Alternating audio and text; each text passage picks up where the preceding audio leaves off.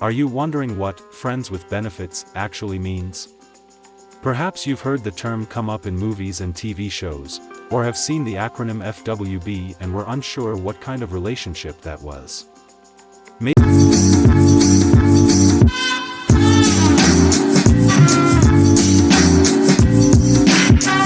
Maybe you are simply trying to determine if it's the right situation for you. Whatever the case may be, in order to make a friends with benefits relationship work, it's important to understand what this kind of casual connection truly means and entails. Here, we outline exactly what these relationships are and share advice on how to determine if the style is right for you. Plus, we provide tips on making sure your friends with benefits relationship is a healthy one. So, we need to repeat this is not a storytelling movie. It's a review movie. Something like what Honest Trailer has been doing, but it's more on a catchy things going on. Let's do this. Friends with Benefits is a romantic comedy that follows a predictable pattern but can still be enjoyable. This is the second movie this year that wonders if people can have sex without falling in love, and the second movie that wrongly believes it is not possible, but of course it is. It's not possible if you're Mila Kunis and Justin Timberlake and the audience wants to see a romantic ending. I suggest this as a new rule: it should not be allowed for movies that have famous actors and a lot of money to show them having intimate relationships and then separating them at the end. Why Friends with Benefits works for some people. Having no strings attached, as in the lack of emotional commitment, emotional investment, or both formal and informal obligations of a relationship, can be alluring to people for different reasons. People who have a preference for non-monogamous relationships and those who don't have the time for or an interest in the emotional efforts or time commitment of a traditional relationship might prefer a friends with benefits scenario. Someone who has had negative experiences in past relationships and isn't ready to open up emotionally can benefit from the physical benefits of a friends with benefits relationships without sacrificing their sense of safety in non-commitment. Individuals that identify as aromantic or have no interest in romantic attraction may also be drawn to these relationships, as would those already in open romantic relationships only seeking to fulfill sexual needs.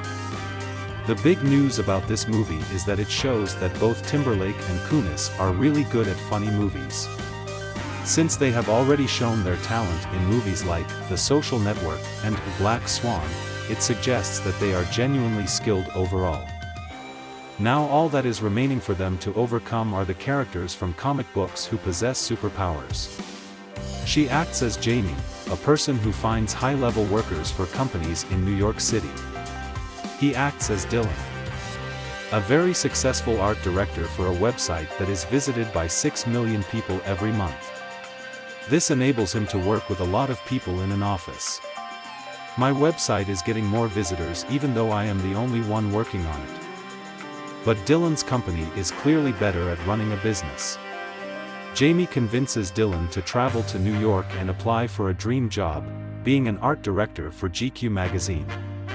He likes the idea, but she convinces him one evening by being extremely charming, even if she is Meg Ryan.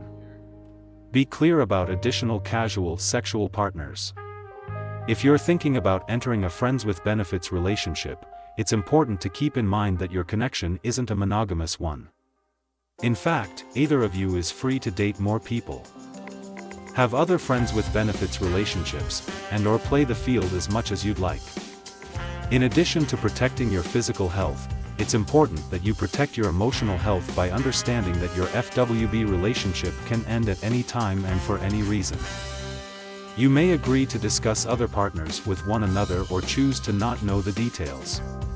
Either way, both of you need to set parameters around the use of protection and getting tested regularly for STIs. Going on one dinner date leads to going on another. You can predict what will happen. They say they have had bad experiences with romantic relationships, they promise they are not seeking a new one, and they agree to have purely physical sex without any emotional attachments. This means that there is something happening under a blanket where it is easy to understand what is happening based on how things move under it, even if we cannot see them. This part is written, directed and acted really well. It takes a lot of talent to make scenes like this funny. The formula now says that they need to love each other, face challenges, have disagreements, break up permanently, and so on. Friends with Benefits is more fun to watch because there are a lot of talented actors in the cast. Patricia Clarkson is Jamie's mom. She is a person who still follows the ideas from the sexual revolution. Richard Jenkins is an actor who plays the role of Dylan's dad. Dylan's dad has a condition called Alzheimer's which affects memory. This disease is where the person occasionally has moments when they are clear-minded and can give important speeches, but then they go back to being unwell.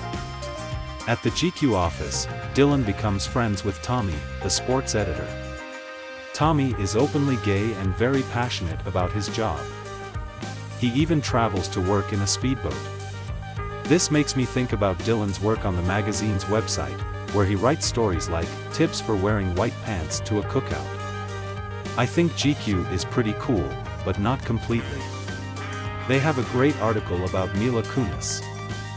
And their website also has information about plaid pocket squares. The guy in the update talks about how he wears his pocket square depending on his mood.